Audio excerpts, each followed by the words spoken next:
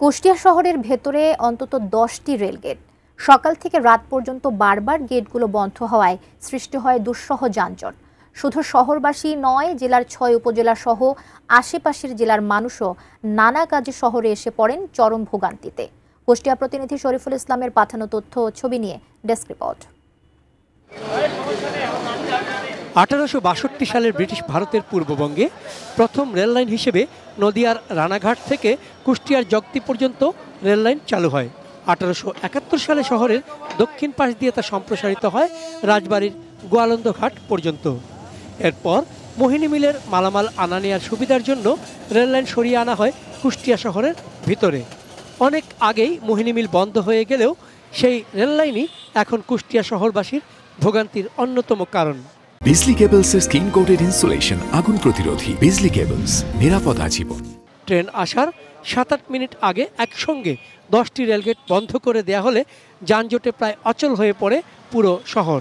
সে office time থেকে শুরু করে রাত অবধি পর্যন্ত একটা ভয়ঙ্কর যানজট হয়, যা উল্লেখ করা যেতে পারে যে ঢাকার আপনার সদরঘাটের পরেই কুষ্টিয়ার অবস্থান বলা যায়। তো এই শহরে সারাদিন যানজট লেগেই থাকে, এখানে ট্রাফিক ব্যবস্থাও দুর্বল। এই ভোগান্তি কুষ্টিয়াবাসী দীর্ঘদিন ধরে ভোগ করছে। এর আগে রেললাইনটি আগের স্থানে সরিয়ে নেওয়া অথবা শহরের ভেতর ফ্লাইওভার নির্মাণ করে যানজট নিরসনের কথা শোনা গেলেও সে উদ্যোগ আলোর মুখ দেখেনি আজও। লোকবল কম থাকায় রেলগেটের যানজট কমাতে হিমশিম খায় ট্রাফিক পুলিশও।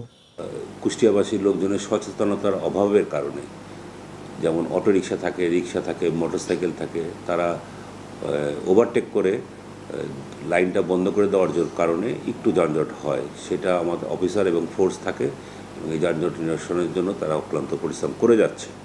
তবে ট্রাফিক পুলিশের সংখ্যা বাড়িয়ে প্রাথমিকভাবে যানজট কমানোর চেষ্টার পাশাপাশি স্থায়ী সমাধানের উদ্যোগ গ্রহণ করার আশ্বাস জেলা প্রশাসনের। প্রোটেকশন না থাকার কারণে, পুলিশের নিয়মিত ট্রাফিক ব্যবস্থা না থাকার কারণে যানজট সহ জনদুর্ভোগের সৃষ্টি হচ্ছে।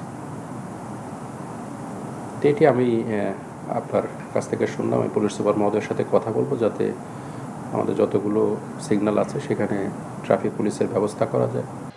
যানজটের এই নিত্য ভোগান্তি থেকে মুক্তি চান কুষ্টিয়াবাসী। চন্দন পাল, ডেস্ক রিপোর্ট, এটিএন নিউজ।